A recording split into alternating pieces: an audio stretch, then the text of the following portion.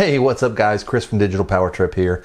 Today I'm coming at you with a video about one of our favorite genres. As you well know, it is kart style racing games. Well, this one's a little bit different. It has all the feel of a kart style racing game in a little more polished package. It's from Playrise Digital and it's called Tabletop Racing.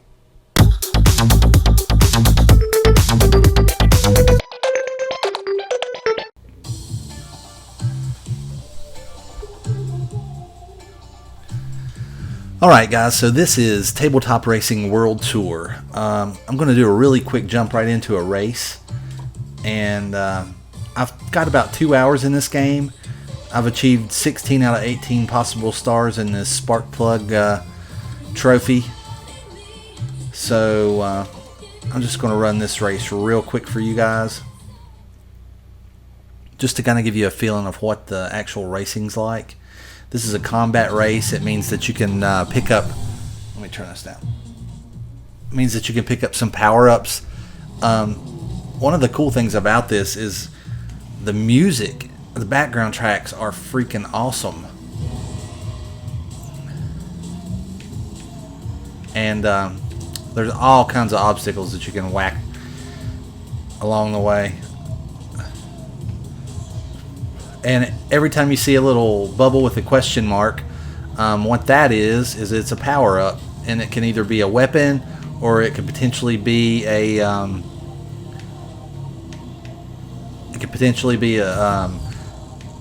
speed boost. Let's see if I can get this one right here. Alright, so I picked up a bomb, and what I can do is drop that right behind me with the X. Somebody shot me. Oh, this guy's running me off the track. So we're going to take a little shortcut right through here. Somebody else found it too. Save a little bit of time. Try not to run off the track. I just picked up some new wheels earlier today, and they're a little slicker, and you can drift better with them. So this is the last lap. I need to pick up some speed here. Oh no, got lost. So anyway, you get a kind of a feeling for what it's like. But one of the cool things about this thing is the detail of the tracks. I get caught a lot of times looking at all the different stuff that's like laying around. It kind of reminds me of like when you were a kid and you had Hot Wheels or Matchbox cars, and you would make a track out of wherever you happen to be. This is like totally that, and I wish more people would pay attention when they're building these games into putting details in like this. But let me that was terrible. Let me jump out to a different track. So within this spark plug race, you have different things like combat racing. You've got time trials, hot laps. We'll do one more race, and this one's in the chop shop. See if I can do a little bit better this time. But as I'm rolling through here, pay attention to some of the detail of the tracks. That's what really makes this game for me. So this is inside of a garage.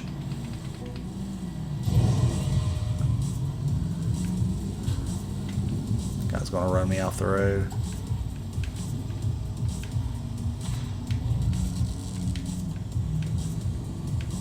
Controls are pretty good.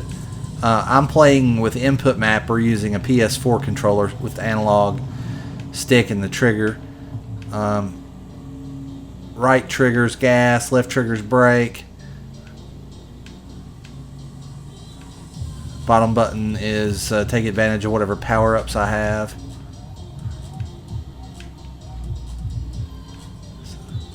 So right now I have a speed... I'll need it too here in a second. A speed boost power-up. I just used it. And if you'll notice, scrolling across the bottom of the screen, it'll tell you who's coming up close on you.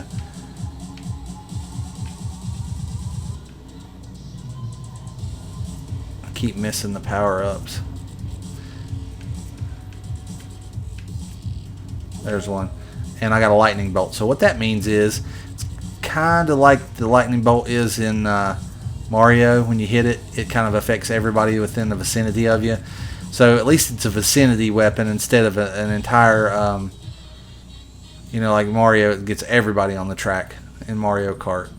So let's jump out of this. I'll show you one more quick race, and that's going to be the back to the 80s. And what this is a hot lap challenge. You have 90 seconds to put in the best lap that you can put in on the track. And generally, this is the hardest thing for me. It's been the most difficult to actually achieve 3-star status. But check this out. Look, there's a Simon,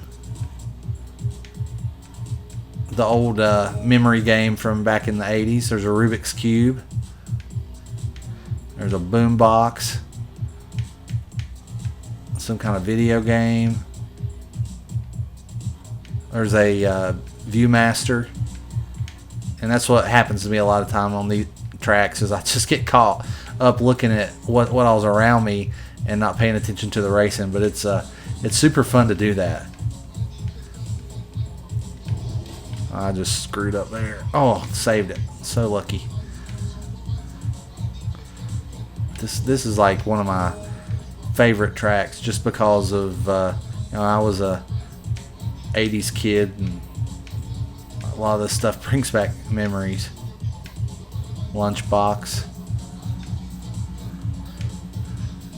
But the detail is just absolutely amazing. Be interesting to see what kind of time I get on this thing, because of the way that I'm just kind of watching what's around there. I want to know what that one thing was. I keep passing it. It looks like a box with buttons on it. I gotta check that out.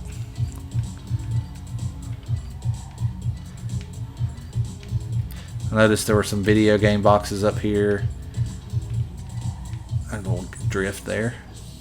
I did see, we just happened to pass a Tesla coil, and that was pretty cool. Hey, so I got lucky and got a 19-second run there and picked up a 3-star, so that's awesome. All right, so you've kind of had an idea and a chance to see what some of the races look like. So actually, let's jump over here in the garage, and I can show you what kind of cars you can get.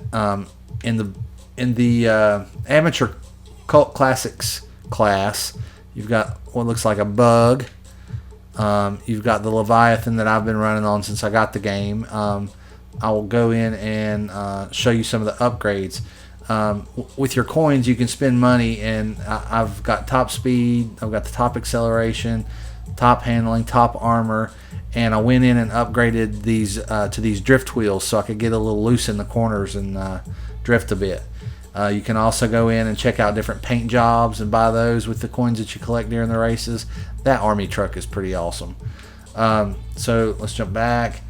Let's look at the Street Racers class. That thing right there is awesome. I'm gonna have to try to. I've got enough money for that. I might just go ahead and buy it. All right, let me jump out now and run a race with this, just because. I don't like that one. Let's do something different. Oh, this one's funny. This is a kitchen. It's like a sushi bar. So in the time trial, it's like you want to finish the race in a certain amount of time to get the best points. So is it just me, or does that look like a some kind of a Land Cruiser or something? Alright, now some of these obstacles that are in the way, well, ooh, this thing handles like way better than that last. But some things you can hit and it won't bother you, and some things you do not want to hit, like the frying pan, you don't want to hit it. It doesn't matter if you hit the spoon, it kind of gets out of your way. The bowl's a little bit tougher on you. I've whacked into about all this stuff as I'm rolling around through here. I do have a turbo, so I want to pop it here in a second when I get up closer to the finish line.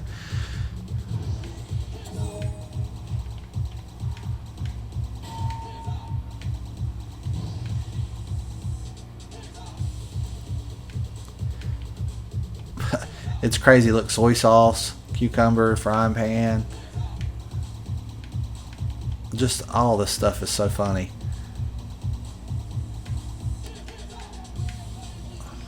I'd like to take time one day and just like slowly drive through all this stuff and see what all you can find. Yeah, this is another example of the time trials are a little bit more difficult. You have to really pick a good line and keep that line to keep your speed up. But I'll back out. Let's go back to the garage real quick and let me show you the supercars. So if you get a bunch of money, you can pick out some of these supercars. You have the Ferrari, that's hilarious. The Volcano, the McHandful, I guess that's after a McLaren, and the can't even pronounce that, Zomega. But these things look so cool. That this game has got, you know, some people look at it on face value and they're like, okay, you've got 3 different classes of race, and you have to have a certain, like, if I wanted to go in here, the Grand Prix, you have to have level 7 experience points. So as you go through playing the game, you can pick up more stuff. So they do have some downloadable content right now. I think what you have available is you have a collection of 4 cars for like $3.99, and then some extra tracks are like $4.99. So like $9 worth of extra downloads. I did pick this thing up, I said, on G2A. Got it for a really good deal. You can buy it right off of Steam. They also have it available for the Xbox One right now, and they have a version of it for the iOS. Now, I've picked up the iOS version, and it controls kind of like any of the rest of the iOS games by tapping the screen. So if you're steering, by tapping on the right hand side of the screen and left hand side of the screen, so it makes it kind of like a D-pad. And I'm not a huge fan of any type of racing games with a D-pad, so it's not been my favorite. But if anybody's interested, I'll be more than happy to check it out for you. So there's one last thing we want to talk about, and that's the multiplayer. I read somewhere online that multiplayer is kind of tough unless you and your friend have it and you can host your own games. But every time I've tried to join a game, so like I'm set for global, and they got global, friends, so and none, I don't even know why they would put none. So anyway, I'm just going to search for global and any, and it never finds a game. So I've done this dozens of times now, and have not yet been able to participate in an online game. So I did have a interview lined up with one of the developers of Playrise Digital, and they've not gotten back with me yet to schedule that. I still want to do that because I think this game's worthy of talking to somebody inside about it. So look for that maybe if they'll get back with me. So anyway, let's jump back out to the main menu, and I'm going to do a quick cut here, and I'll come back with my final thoughts. Alright guys, so my final thoughts on the Tabletop Racing World Tour. I really like it. The PC version of this game rocks. You've heard all of what I have to say about it already, but I'll just go over the highlights one more time. Graphics are awesome. The track design is unbelievable. As a matter of fact, I've said this multiple times while I was playing, but I get caught looking at the racetrack design, and it's just it's unbelievable. And I wish more companies who do games would take more time to do things like this, because half of the game, really, to me, obviously other than the storyline and the gameplay, is just the immersion factor, and I can really find myself getting immersed in this game. It's great. So if you want to check it out, it's on the Xbox One. It's for PC. I got mine through G2A, playing it through Steam, and they also have an iOS version, as I mentioned, but I'm not quite as big a fan of that one due to the lack of the analog control. I kind of wish they, instead of having the 2 directional steering controls on by tapping the screen, that they had incorporated the tilt, because I think you could get a little more analog feel into that. But I don't know how you guys feel about the tilt while you're playing. Maybe kind of weird, I don't know. But anyway, thank you guys for watching. Look forward for more content coming soon, and until next time.